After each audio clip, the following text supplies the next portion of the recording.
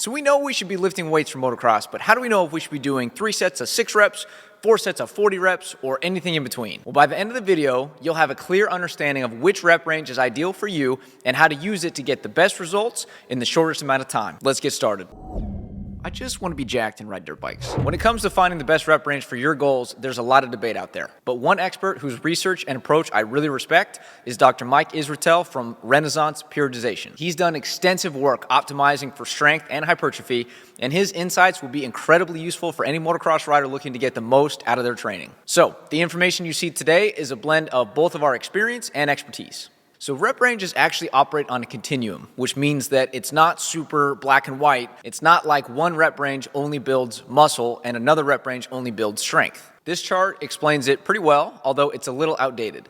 Based on the most recent scientific literature, as well as Dr. Mike's and my own experience, we would actually shift these numbers a little bit like this. You'll see that in the 1 to 6 rep range, you're primarily focusing on strength and power gains with some hypertrophy, which is a fancy word for muscle gain, and a very small amount of muscle endurance. In the 7 to 20 range, you're mostly targeting hypertrophy, but you're also getting strength, a little bit of power, and some muscle endurance. Now, when you go between 20 to 30 reps, it's all about muscle endurance. Anything above 30 reps, and I'd argue that maybe you should just be doing cardio. So how do we actually apply this?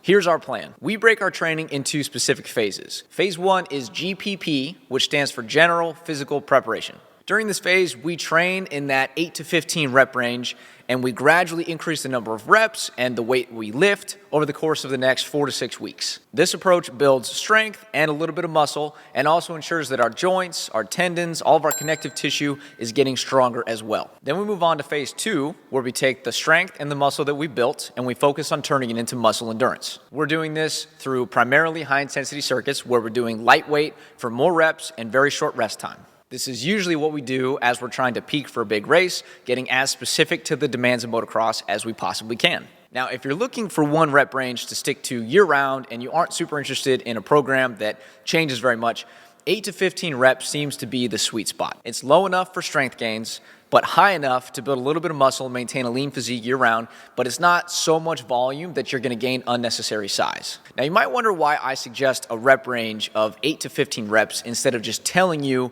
do 12 reps. This is because as the reps go lower, you can lift heavier weights, and everybody has a different preference and different joint capacity. This is totally fine, but the heavier the weight, the tougher it is on your joints and your connective tissues. This could lead to pain or injury. Lifting lighter weights is safer, especially if you're not an advanced lifter, and you can still get an amazing training stimulus by lifting lighter weight for slightly more reps, allowing you to have more fun, get better results, and keep training longer. And if you're looking for a guiding principle to make sure that you're choosing the right rep range, just ask yourself this: what are my goals? If your goal is to get stronger without gaining extra size, stick to between 1 and 6 reps. If your goal is to build muscle, between 8 and 20 reps will help get you there. And if you want better muscle endurance, then 20 to 30 reps is where you need to be. Keep it simple and train hard. Now, if you want to know how we structure our on-the-bike training, watch this video next. I'll see you there.